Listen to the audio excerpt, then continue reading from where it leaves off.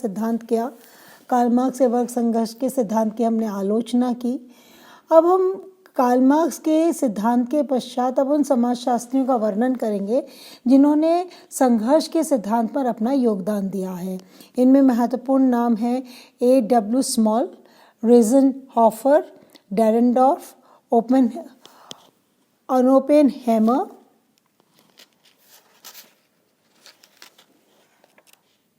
गुम्प्लोवेज, Gunnar Myrdal, John Rex और Coser. ये वे विचारक हैं जिन्होंने अपने अपने दृष्टिकोण से संघर्ष के सिद्धांत को समझाने का प्रयास किया है। हम इसमें सबसे पहले स्मॉल के सिद्धांत की चर्चा करेंगे। एल्बियम वुडबेरी स्मॉल के अनुसार संघर्ष को सामाजिक हितों की प्रक्रिया के रूप में समझा जा सकता है जिसका कारण मानव का हित है। यहाँ पर स्मॉल हमें कहना चाहते हैं समाज में जो भी सामाजिक संबंधों का निर्माण होता है, समाज का जो निर्माण होता है वह निर्माण सामाजिक हितों की प्रक्रिया के द्वारा समझा जा सकता है और जिन्हें हम सामाजिक हित कहते हैं उसमें मानव हित समाहित होता है। स्मॉल ने अपनी पुस्तक के अंदर इस बात को स्पष्ट तौर पे बताया है कि हित मानव आचरण की क्रियाशीलता का सबसे सरल आधार है। यानी मनुष्य जो भी सामाजिक अंतःक्रिया करता है, जो भी सामाजिक संबंधों की स्थापना करता है, उसका मूल आधार उसका हित होता है। वह जो भी कुछ करता है अपने हित के लिए करता है। तो इन्होंने कहा हित मानव आचरण की क्रियाशीलता का सबसे सरल आधार है। संपूर्ण जीवन प्रक्रिया जहाँ तक कि हम उसे जानते हैं वास्तव में हितों को विकसित करने, उनका अनुकूलन करने और उनकी संतुष्टि करने की प्रक्रिया है। स्मॉल ने बहुत सरल शब्दों में समझाने का प्रयास किया है। जो भी सामाजिक संबंध हैं, जो भी समाज का निर्माण होता है, उसका मूल आधार मानव के हित हैं। सबसे पहले तो उनमें हितों का विकास किया जाता है, फिर उन हितों के साथ में कैसे अनुकूलन एडेप्टेशन किया जाए और फिर किस तरह से उनको संतुष्ट किया जाए, ये पूरी की पूरी प्रक्रिया सामाजिक संबंधों के निर्माण में महत्वपूर्ण होती है। स्मॉल ने बताया कि ये हित मानव जीवन के किसी भी पक्ष से संबंधित हो सकते हैं।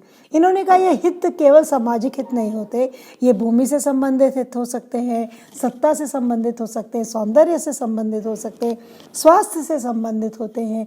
जिसमें भी आपकी रुचि है वही रुचि आपके हित में परिवर्तित हो जाती है। तो ये हित मानव जीवन के सभी आयामों और पक्षों से जुड़े होते हैं। व्यक्ति जब अपने हितों की पूर्ति में किसी अन्य व्यक्ति या समूह को बाधक अनुभव करता है तो वह उस बाधा को व्यक्ति, समूह या राष्ट्र सहन नहीं कर सकता, ना ही वो सहन कर पाता है और ऐसे में वह उन बाधक तत्वों को हटा देना चाहता है और जब वह बाधक तत्वों को हटाने का प्रयास करता है तब संघर्ष की स्थिति पैदा होती है, क्योंकि व्यक्ति उन बाधक तत्वों को हटाना चाहता है और बाधक तत्व वहाँ बने रहना चाहते हैं। तो यहाँ पर क्या होता है, दोनों में संघर्ष प्रारंभ हो जाता है। तो साधारण शब्दों में अब ये हम कहें तो ये कह सकते हैं कि स्मॉल ने कहा संघर्ष कब उत्पन्न होता है, जब व्यक्ति अपने हितों की रक्षा करना चाहता है, व्यक्ति जब अपने हितों, अपनी आकांक्षाओं की पूर्ति करना चाहता है और वो उनको पूर्ति करने में यदि कोई बाधा उत्पन्न करता है तो वहाँ पर संघर्ष प्रारंभ हो जाता है। स्मॉल मानते हैं कि व्यक्ति एक जैविकीय प्राणी है जो अपनी बाह्य वातावरण के साथ साथ अंतःक्रिया की प्रक्रिया के दौरान विविध कार्य करता रहता है। ये कार्य विभिन्न प्रकार के होते हैं जिनका आधार मानव प्रकृति की विभिन्नता है। ये विभिन्नताएं संपर्क समूह, सामाजिक प्रकृति व आध्यात्मिक वातावरण के परिणाम स्वरूप होते हैं। इन विभिन्नताओं के कारण ही स्वार्थों के टकराव के परिणाम स्वरूप संघर्ष की स्थिति उत्पन्न होती है जो सार्वभौमिक प्रक्रिया है तथा सामाजिक भी। संघर्ष के अनुसार ही किसी समाज की सामाजिक संरचना में स्थानीयता आती है और जिन संघर्षों का समाज व समूह सामना करता है। स्मॉल कहते हैं मनुष्य एक जैविकीय प्राणी है और जैविकीय प्राणी के साथ साथ वह एक सामाजिक प्राणी भी है और इस कारण चूंकि वह सामाजिक प्राणी भी है तो उसके अंदर कई प्रकार की विभिन्नताएं हमें देखने को मिलती है, उसके अंदर हमें कई प्रकार की विविधताएं देखने को मिलती हैं। वह अलग अलग प्रकार के समूहों के संपर्क में आता है और प्रत्येक समूह की अपनी सामाजिक प्रकृति और आध्यात्मिक वातावरण अलग अलग होता है। यही विविधता, यही विभिन्नता उनमें टकराव उत्पन्न करती है और ये टकराव संघर्ष को जन्म देता है। तो संक्षेप में यदि हम देखें तो स्मॉल का सिद्धांत मूलतः हितों पर आधारित सिद्धांत है।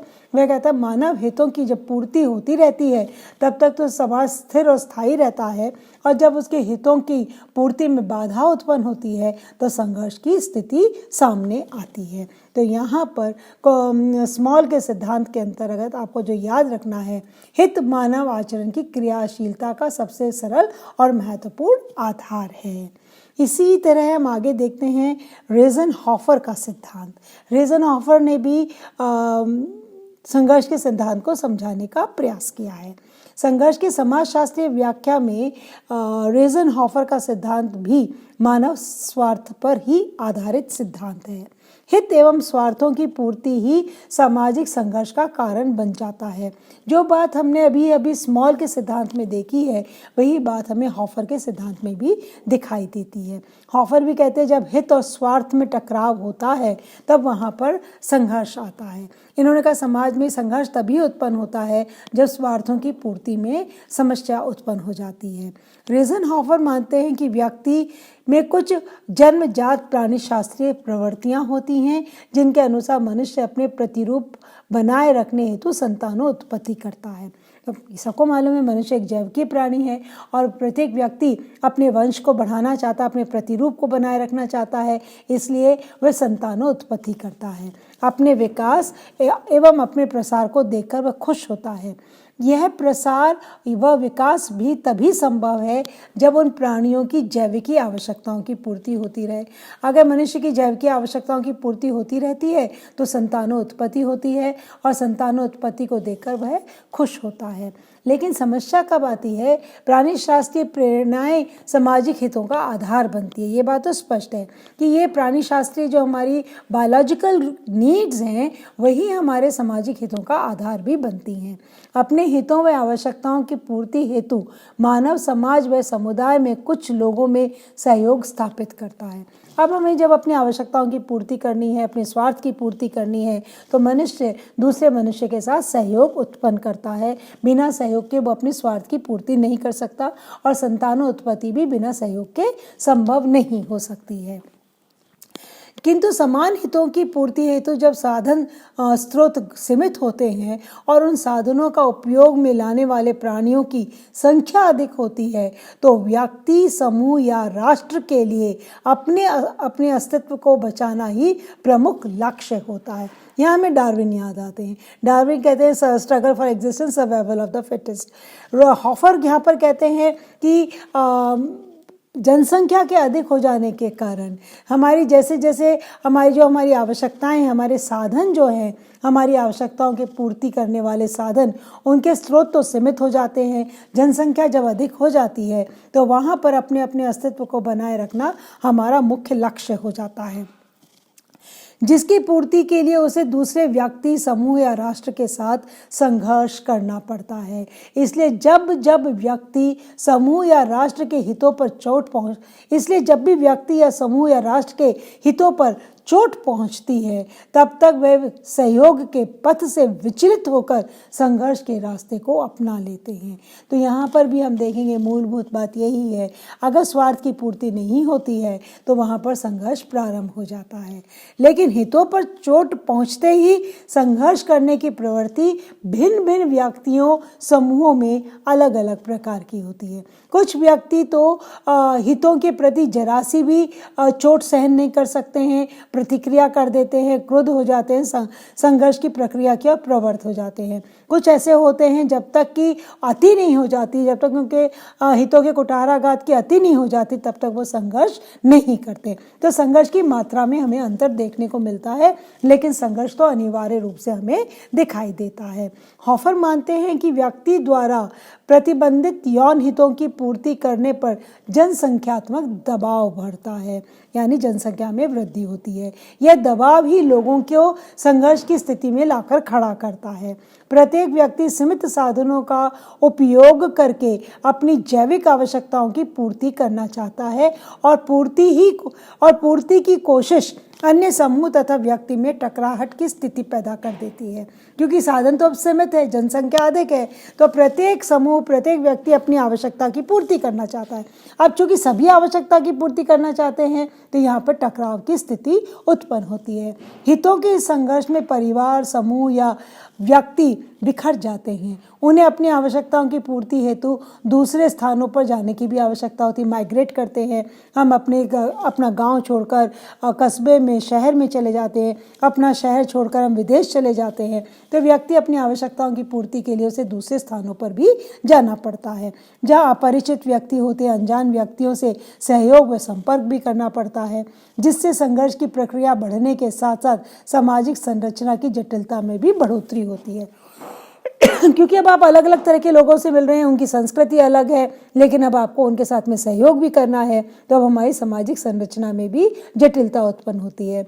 इस प्रकार संघर्ष की प्रक्रिया न केवल व्यक्तिवादिता, स्वार्थपरकता या विभेदीकरण को बढ़ावा देती है, अपितु समाजीकरण के कारण अन्य समाज समूह के सामाजिक संबंधों को भी स्थापित करती है, जिससे बिखरे हुए मानव को एक मानवता की संरचना के अंतर्गत लाया जा सके। इसलिए रोज़नहॉफर की धारणा है कि संघर्ष में भी संगठन के गुण हमें देखने को मिलते हैं। तो हॉफर ये कहते हैं संघर्ष हर समाज के लिए अनिवार्य इसलिए माना गया है क्योंकि हमें अपने स्वार्थों की पूर्ति करनी है, अपने हितों की पूर्ति करनी है, और जब टकराहट होती है, टकराव होता है, तो मनुष्य संघर्ष करता है। और लोग केवल संघर्ष ही नहीं करता, अपने आप को जीवित रखने के लिए माइग्रेट भी करता है। और जब माइग्रेशन होता है तो वह दूसरे लोगों के संपर्क में आता है। तो इन्होंने कहा सामाजिक संरचना, सामाजिक संबंधों की जो संरचना है उसमें हमें सामाजिक संबंधों में जटिलता आने लगती है, क्योंकि अब आप अलग अलग संस्कृति के लोगों के साथ में मिलने, उठने, बैठने लगते हैं, तो यहाँ पर हमें सामाजिक संबंधों में जटिलता दिखाई देती है।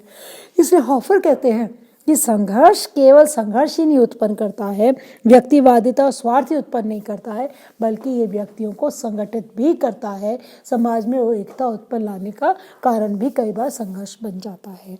आज के लिए इतना ही, बाकी का हम अगली क्लास के अंदर करेंगे। तब तक